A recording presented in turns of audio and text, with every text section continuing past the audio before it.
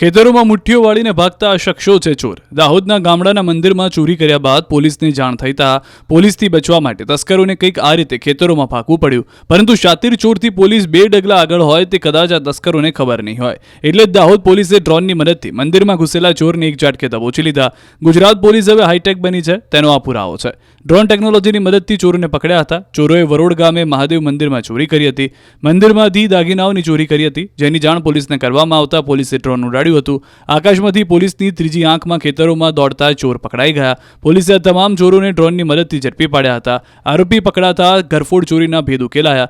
રાજસ્થાનના 3 મંદિર, રાજસ્થાનની એક ઘરફોડ ચોરી અને ગુજરાતના એક મંદિરની ચોરીનો ભેદ ઉકેલાયો. 8 લાખ રૂપિયાનો મુદ્દામાલ કરાયો રિકવર.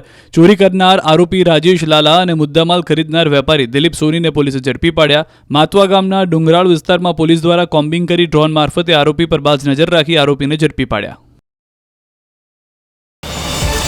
QR કોડ સ્કેન કરો અને ડાઉનલોડ કરો ન્યૂઝ 18 એપ. મેળવો ગુજરાત અને દેશ દુનિયાની પળે પળની અપડેટ્સ.